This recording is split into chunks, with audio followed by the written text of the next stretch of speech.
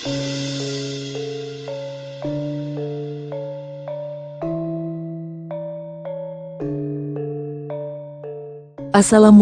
warahmatullahi wabarakatuh. Berjumpa kembali di channel Langit Bukit Menoreh Official. Di kesempatan kali ini, akan melanjutkan cerita di video sebelumnya, sebuah cerita karya Ebes, yang berjudul, Babat Negeri Leluhur, episode yang ke-79. Sebelum kita masuk ke ceritanya, tekan dulu tombol like video ini dan jangan lupa tekan juga tombol subscribe channel ini. Dan nyalakan juga lonceng notifikasinya, agar tidak ketinggalan cerita-cerita lainnya. Dan seperti apa untuk kisahnya kali ini, langsung saja kita masuk ke ceritanya.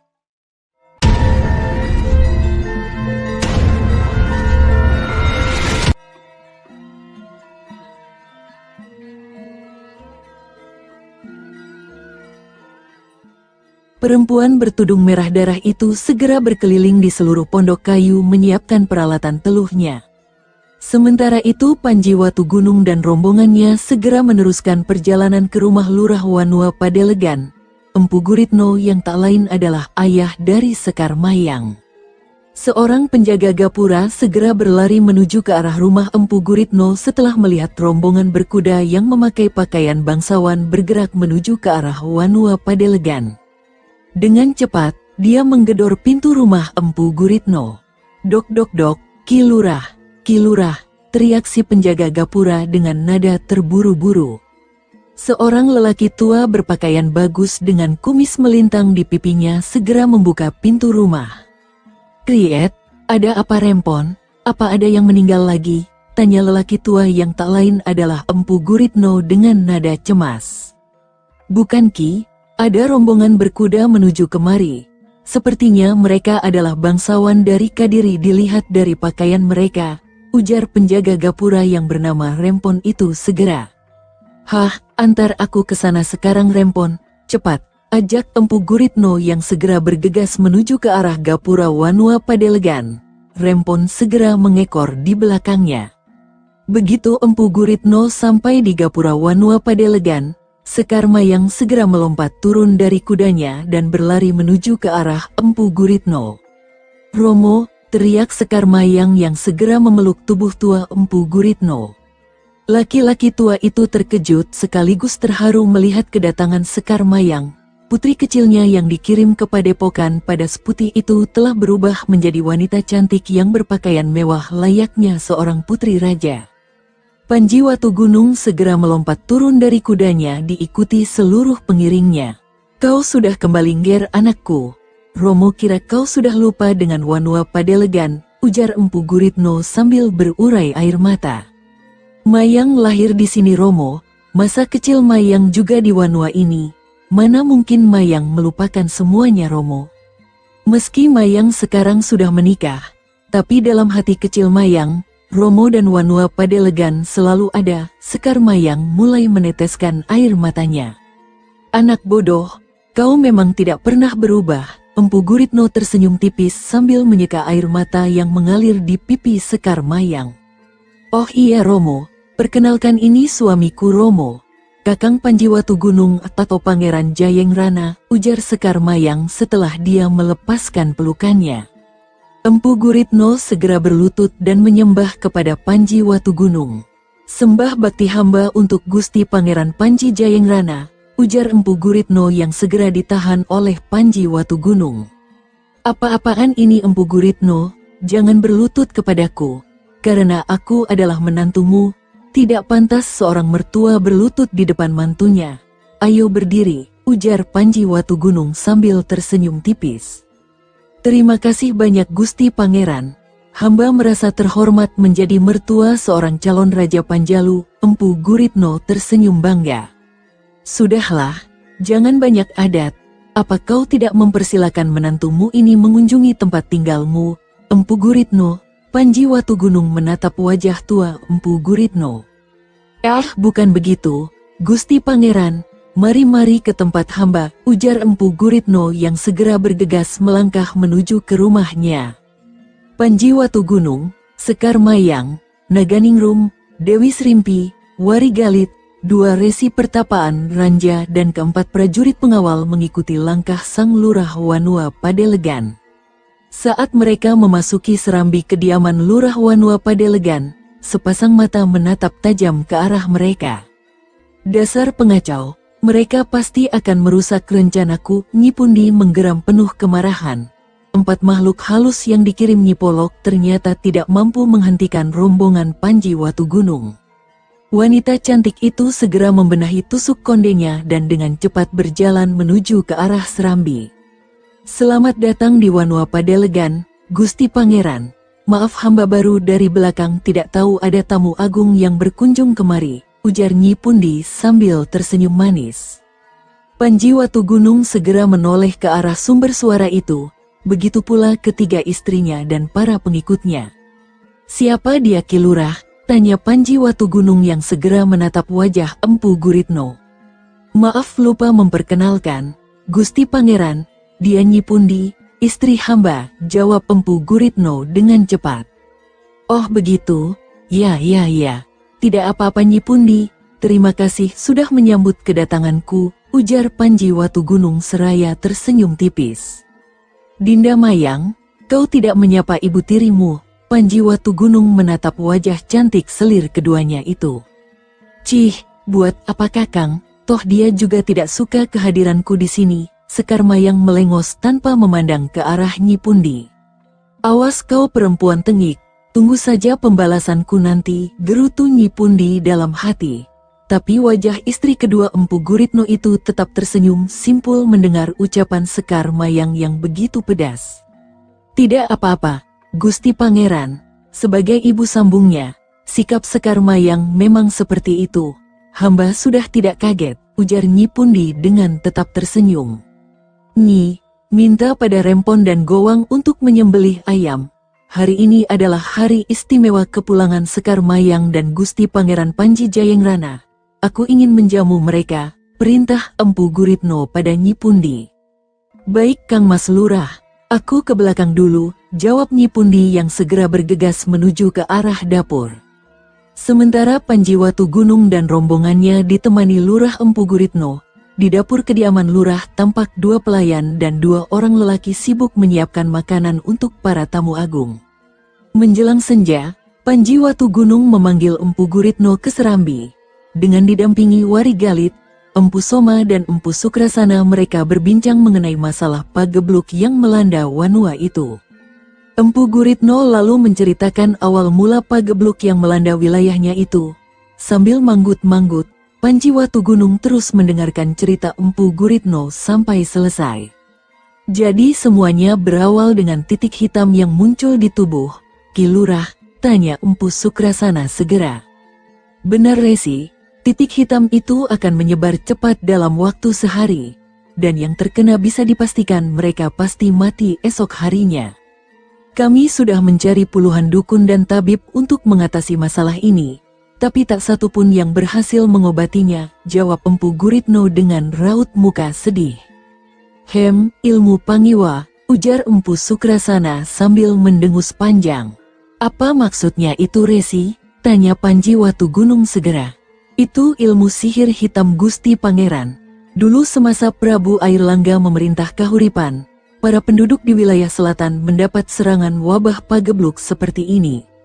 Bahkan Prabu Airlangga terpaksa meninggalkan Istana Wuwatan karena pagebluk yang disebabkan oleh Ratu Ilmu Hitam dari Selatan yang bernama Nyi Calon Arang. Setelah mendapat bantuan dari Maharesi Empu Barada dari Gunung Penanggungan, barulah Nyi Calon Arang bisa dikalahkan. Namun murid-muridnya beberapa orang berhasil kabur dari kejaran prajurit Kahuripan waktu itu. Kalau sampai ilmu Pangiwa ini muncul lagi, bisa dipastikan ini adalah murid Nyi Calon Arang. Gusti Pangeran, Empu Sukrasana mengelus jenggotnya sambil menatap langit di keheningan malam. Tiba-tiba terdengar lolongan serigala yang bersahutan dari hutan angker. Huk-huk au. Semua orang terkejut mendengar itu dan menoleh ke arah hutan lebat yang ada di timur Wanua. Suara lolongan serigala semakin membuat bulu kuduk merinding. 2 buah bola api sebesar telur ayam melayang cepat dari arah hutan angker menuju Wanua Padelegan. Empu Soma yang tanggap, segera menunjuk ke arah bola api itu. Adi Sukrasana, lihat itu, ucapan Empu Soma membuat Empu Sukrasana dan yang lainnya segera menoleh ke arah yang ditunjuk Empu Soma. Empu Sukrasana segera melompat ke arah bola api itu dengan diikuti oleh semua orang. Dengan cepat, bola api itu menuju ke rumah salah satu warga Wanua Padelegan. Begitu sampai di atas atap rumah, bola api itu meledak dan menghilang. Dar, tak lama kemudian, terdengar suara jerit minta tolong dari dalam rumah. Rupanya itu adalah rumah Gowang, salah seorang abdi lurah Wanua Padelegan. Istri Gowang menjerit keras saat melihat Gowang tiba-tiba badannya kejang-kejang dan matanya membeliak lebar seperti sangat tersiksa. Atas seizin lurah Wanua Padelegan, Empu Sukrasana menerobos masuk ke dalam rumah Gowang. Empu Soma, Panji Watugunung, Wari Galit dan Empu Guritno mengekor di belakangnya. Di bawah lampu minyak jarak, Empu Sukrasana segera mendekati Gowang yang tengah kejang-kejang di ruang tamu rumahnya. Mulut kakek tua itu komat kamit membaca mantra-mantra penyucian jiwa, lantas membaca mantra perlindungan Dewa Siwa. Empu Soma lantas memercikkan air suci ke dahi Gowang. Lelaki bergigi jarang itu mengerang keras saat tiba-tiba muncul asap pekat kehitaman dari tubuhnya. Tubuh Gowang terus kejang. Saat sebuah bola api muncul dari tubuh Gowang, Empu Sukrasana segera menepis bola api itu dengan tangan kanannya. Kembalilah ke pengirimmu, teriak Empu Sukrasana segera. Bola api itu melesat cepat menuju ke arah hutan angker di timur Wanua. Siut, duer, anglo berisi arang kayu dan kemenyan langsung meledak akibat hantaman bola api teluh. Nyi Polok terkejut bukan main. Mata perempuan itu mendelik tajam ke arah anglo arangnya yang hancur berantakan. Kakang Sukrasana bangsat, awas kau! Teriak Nyi Polok dengan penuh amarah. Perempuan bertudung merah darah itu geram, karena teluhnya bisa dikembalikan oleh Empu Sukrasana. Tanpa darah perawan yang dijadikan tumbal, kesaktian teluhnya semakin berkurang daya rusaknya. Malam itu Gowang bisa selamat, tapi seorang warga lainnya tidak tertolong. Muka Empu Sukrasana merah padam karena dia mengenali ilmu Pangiwa ini adalah perbuatan bekas istrinya, Nyi Polok. Keesokan harinya, dengan berdalih akan membeli bumbu dapur, pagi itu Nyi Pundi berjalan meninggalkan rumah Empu Guritno dengan langkah tergesa-gesa. Di ujung Wanua Padelegan, Surenggono sudah menunggu kedatangan Nyi Pundi sambil menggendong seorang gadis muda yang tidak sadarkan diri. Dia gadis perawannya Kang, tanya Nyi Pundi sambil menatap gadis muda di gendongan Surenggono. Benar Nyi, dia orangnya. Aku terpaksa membuatnya pingsan. Kalau tidak, kita akan kerepotan membawanya ke tempat Nyi Polok, jawab Surenggono sambil tersenyum tipis. Mereka berdua segera bergegas melangkah masuk ke dalam hutan angker itu. Seorang warga yang melihat perbuatan mereka, segera berlari menuju ke rumah lurah Wanua Padelegan itu. Ki Lurah Ki Lurah, katiwasan Ki, ujar lelaki bertubuh ceking itu dengan nafas ngos-ngosan. Katiwasan kenapa? Tanya Empu Guritno yang segera berdiri dari duduknya. Pagi itu dia sedang menemani para tamu agungnya untuk sarapan pagi bersama. Laki-laki sepuh itu segera mendekati ke lelaki bertubuh ceking itu. Saya melihat Surenggono menggendong anak gadis Ki Benu masuk hutan angker itu. Dia tidak sendirian Ki, lapor lelaki bertubuh ceking itu dengan sedikit ketakutan. Apa maksudmu dengan tidak sendirian? Dia bersama siapa? Tanya Empu Guritno penuh penasaran. Dia bersama itu, bersama Nyi Pundi Ki, ujar si lelaki bertubuh ceking itu dengan gugup. Jangan sembarangan kamu bicara, jaga omonganmu, teriak Empu Guritno dengan marah. Benar Ki, saya tidak bohong, bukan saya saja yang melihat, tapi beberapa orang warga lainnya juga melihatnya Ki. Si lelaki bertubuh ceking tetap mempertahankan omongannya. Dengar Ki Lurah. Omongan orang ini tidak salah. Aku teringat dengan omongan Nini Sumbi yang mengatakan bahwa istri mudamu itu bersekutu dengan setan. Jangan-jangan sekarang dia membawa gadis itu untuk persembahan. potong Panji Watu Gunung segera. Empu Sukrasana dan Empu Soma saling berpandangan sejenak lalu mendekati Panji Watu Gunung. Kalau begitu, kita tidak bisa menunggu lagi Nakmas Pangeran. Kita harus cepat menyusul Nyi Pundi, ujar Empu Soma segera. Ayo Guru Resi, Dinda bertiga kalian di sini saja. Tidak usah ikut, tunggu saja kabar baik dariku. Panji Watu Gunung segera menoleh pada ketiga istrinya itu. Dan tiga perempuan itu segera mengangguk tanda mengerti. Jika mereka memaksa ikut, maka hanya akan menjadi pengganggu saja karena ilmu kebatinan mereka lemah. Panji Watu Gunung, Wari Galit, Empu Soma, Empu Sukrasana dan Empu Guritno bergegas menuju ke arah hutan angker itu mengikuti langkah si lelaki bertubuh ceking yang menjadi penunjuk jalan, sementara 4 pengawal ditugaskan menjaga keselamatan 3 selir Panji Watu Gunung. Mereka terus masuk ke dalam hutan angker. Di dalam hutan angker, Nyi Polok menghunus sebilah pisau tajam dan segera menghujamkan ke leher anak gadis Ki Benu yang baru diantar Surenggono dan Nyi Pundi.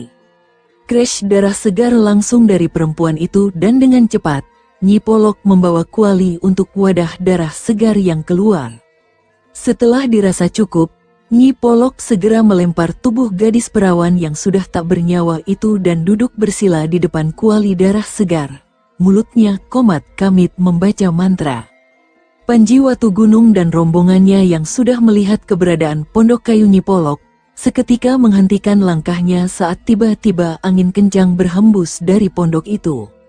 Wus kerasnya hembusan angin membuat Panji Watu Gunung dan para pengiringnya terdorong mundur beberapa langkah. Empu Soma segera membaca mantra perlindungan Dewa Siwa sambil menangkupkan kedua tangannya di depan dada. Angin kencang tiba-tiba menghilang. Panji Watu Gunung menarik nafas lega, tapi tanah kemudian bergetar hebat. Di regegegheha, dari dalam tanah, muncul puluhan makhluk hitam dengan wajah menyerupai tengkorak manusia. Mereka langsung menerjang maju ke arah Panji Watu Gunung dan para pengikutnya. Pertarungan sengit segera terjadi. Wari Galit segera menyambar dada makhluk hitam itu dengan tombak anginnya. Crash tombak angin menembus dada makhluk hitam itu, si makhluk hitam langsung roboh. Namun begitu menyentuh tanah, dia segera bangkit lagi dan mengepung Wari Galit. Panji Watu Gunung pun sama, menyadari bahwa ajian tapak Dewa Api hanya membuat makhluk hitam itu roboh sebentar lalu bangkit lagi. Dengan cepat dia merapal mantra perlindungan Raja Kala Cakrabuana. Resi Empu Soma segera melempar tasbih kayu stiginya. Tasbih melayang di udara dan berputar cepat. Mulut guru pertapaan Ranja itu terus membaca mantra-mantra perlindungan Dewa Siwa. Perlahan makhluk hitam itu tersedot ke dalam putaran tasbih kayu stigi Empu Soma. Hoarga kelengkingan suara mengerikan terdengar dari makhluk hitam itu segera. Satu persatu makhluk hitam masuk ke dalam putaran tasbih kayu stigi dan selanjutnya hilang tak berbekas. Polok, keluarlah, jangan bersembunyi di balik pintu pondok kayumu, teriak Empu Sukrasana sambil memutar tasbih biji genitrinya dengan cepat. Hihihihi, terdengar suara tawa menyeramkan memenuhi hutan angker itu. Kriet pintu pondok kayu terbuka lebar. Sesosok bayangan merah berkelebat cepat di depan Empu Sukrasana. Kakang Sukrasana, lama tidak bertemu. Kenapa kau kemari? Apa kau merindukanku? Hihihihi. Tawa Nyi Polok terdengar menakutkan. Hentikan perbuatanmu Polok, kau sudah mencelakai banyak nyawa orang tidak berdosa. Jangan menjadi picik hanya karena ingin membantu orang yang berbuat keji, ujar Empu Sukrasana segera. Simpan ceramahmu Kakang, lebih baik kau tidak ikut campur urusan ini. Nyi Pundi sudah membayarku mahal untuk melakukan tugas ini, jawab Nyi Polok dengan lantang. Dari dalam pondok kayu, Nyi Pundi keluar bersama dengan Surenggono. Warga Wanua Padelegan harus mati.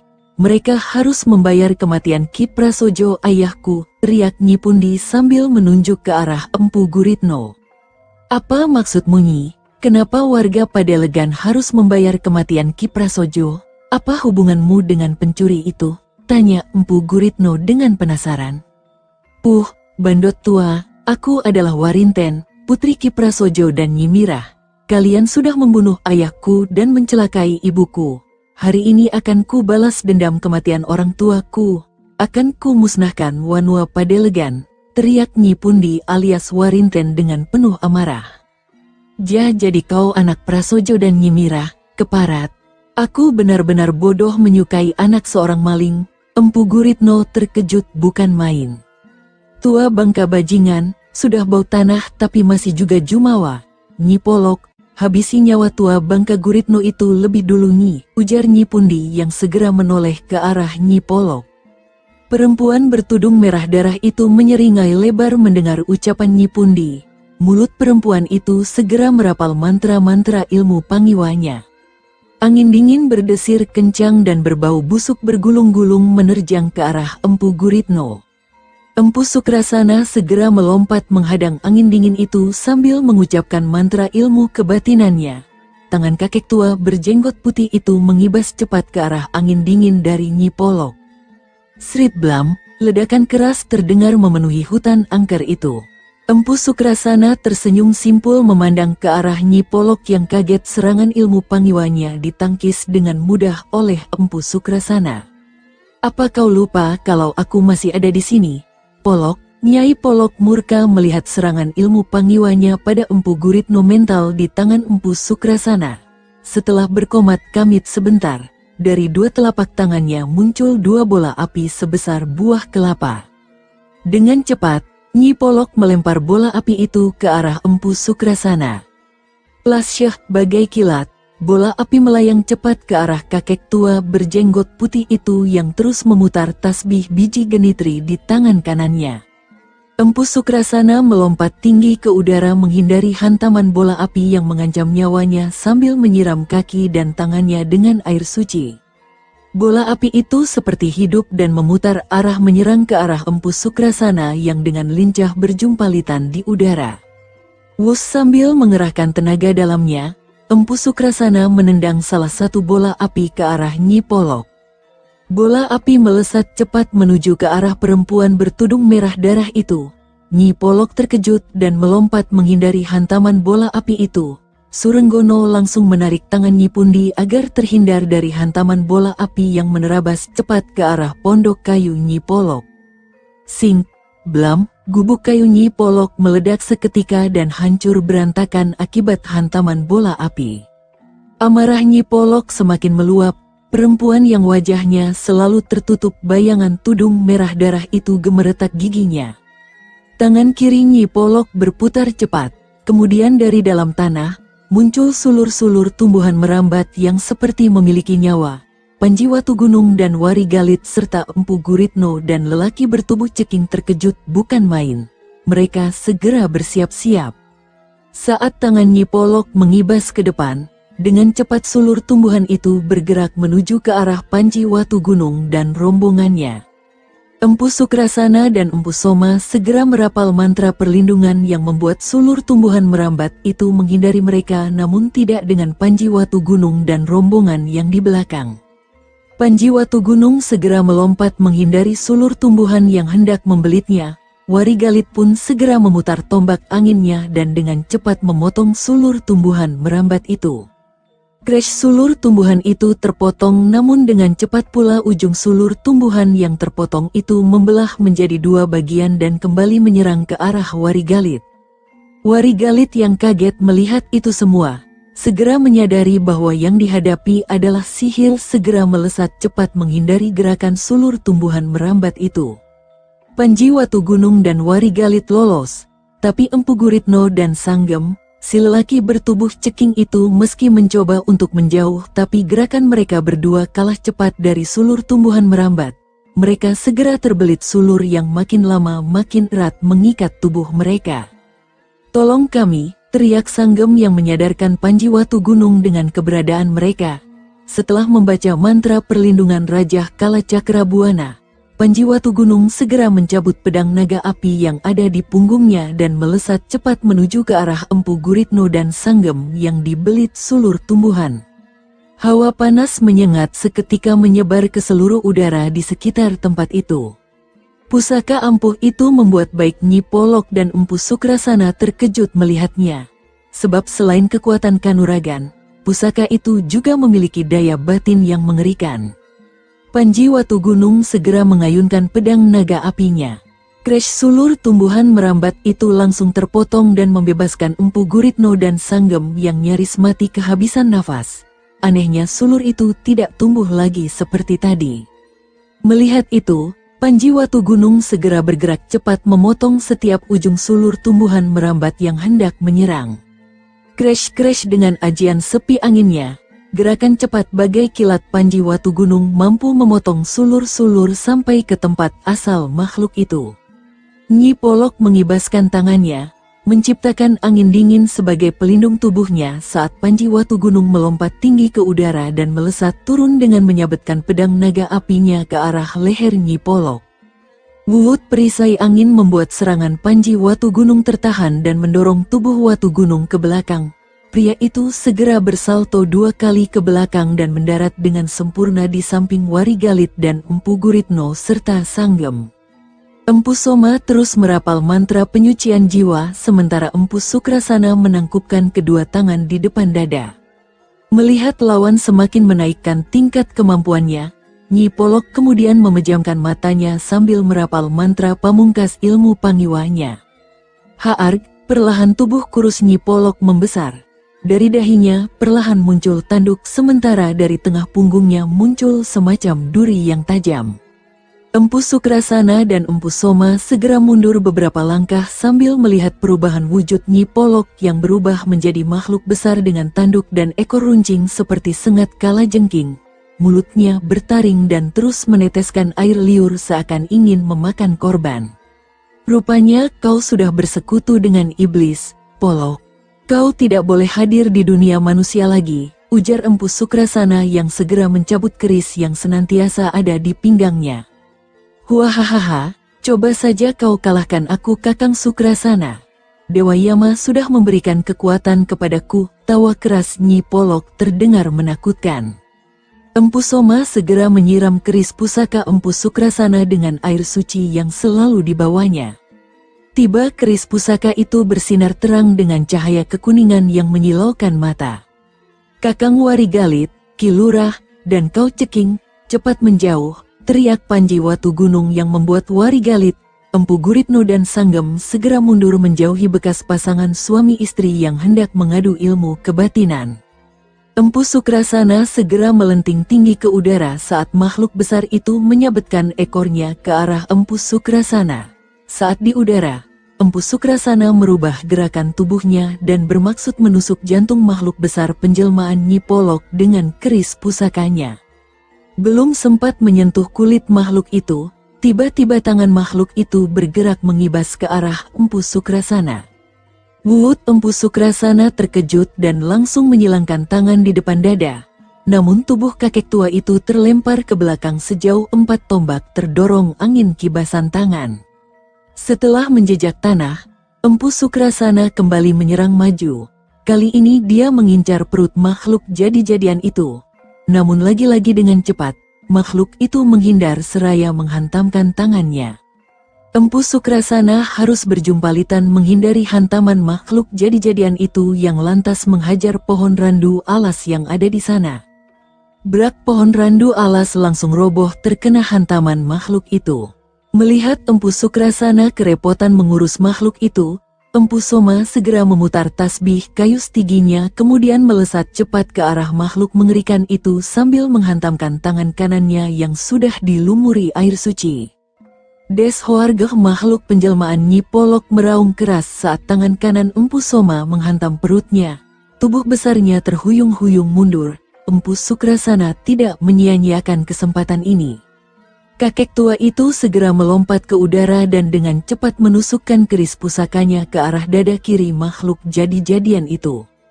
Jelep Hoargeh, makhluk penjelmaan Nyi Polok itu terhuyung mundur dan roboh menghantam tanah dengan keras. Perlahan tubuh makhluk itu menyusut saat asap hitam pekat mulai keluar dari tubuhnya. Tubuhnya terus mengecil, kembali ke wujud perempuan tua Nyi Polok. Dengan mata berair, Nyi Polok menatap ke arah Empu Sukrasana. Maafkan aku Kakang Sukrasana. Maafkan aku, suara Nyi Polok terdengar lirih. Empu Sukrasana segera melompat mendekati bekas istrinya itu. Kau harusnya mendengar omonganku, Polok. Jika dari awal kau mau mendengar omonganku, tentu tidak ada kejadian seperti ini, ujar Empu Sukrasana dengan penuh nada sesal. Bagaimanapun juga, Nyi Polok adalah bekas istrinya.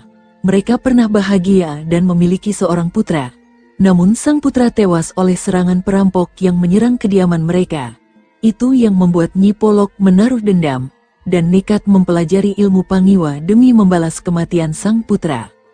Aku tidak menyesal karena sudah menjadi pembunuh untuk penjahat yang menghabisi putraku, Kakang Sukrasana. Aku hanya berharap Kakang Sukrasana memaafkanku, ujar Nyi Polok dengan suara yang terus melemah. Darah terus mengalir dari luka tusukan keris pusaka Empu Sukrasana yang masih menancap di dada kirinya. Aku sudah memaafkanmu, Polok. Aku tidak pernah menyalahkanmu untuk kematian putra kita. Empu Sukrasana tersenyum kecut menatap wajah Nyi Polok yang memucat.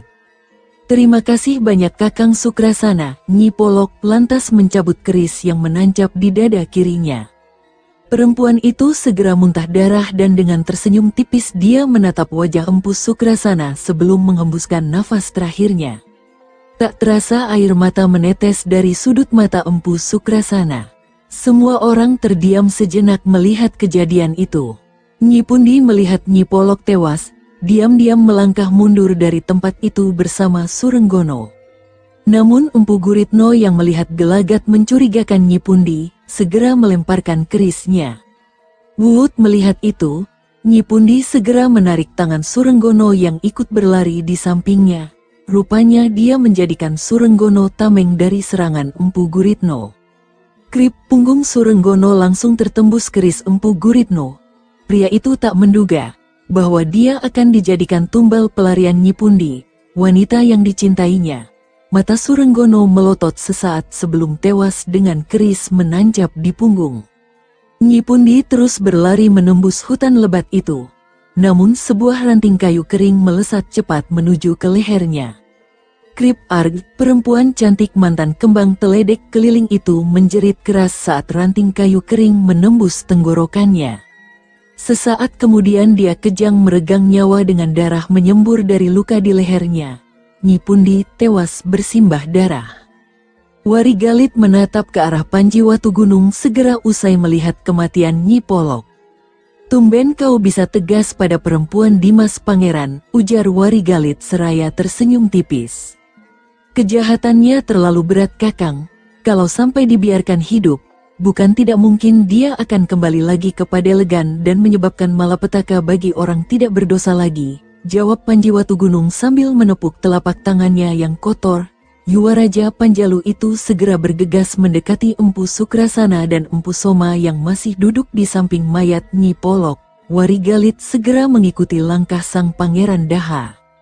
Mohon maaf jika hamba lancang, Gusti Pangeran. Mohon izin untuk menyucikan jasad Nyi Polok dengan api, Gusti Pangeran. Hamba tahu, kejahatannya terlalu besar. Tapi walaupun begitu, dia tetap bagian dari hidup hamba. Mohon Gusti Pangeran Panji Jayangrana mengizinkannya, ujar Empu Sukrasana sambil menghormat. Aku tidak keberatan dengan permintaanmu, Resi Guru. Lakukan saja sesuai dengan harapanmu. Aku akan meminta Lurah Wanua Padelegan untuk menyiapkan bahan upacara yang dibutuhkan, jawab Watugunung sambil tersenyum simpul. Empu Sukrasana tersenyum tipis mendengar jawaban Panji Watugunung. Kakek tua itu kemudian menggendong jasad bekas istrinya keluar dari hutan angker diikuti oleh Panji Watugunung, Warigalit, Empu Soma, Empu Guritno dan Sanggem.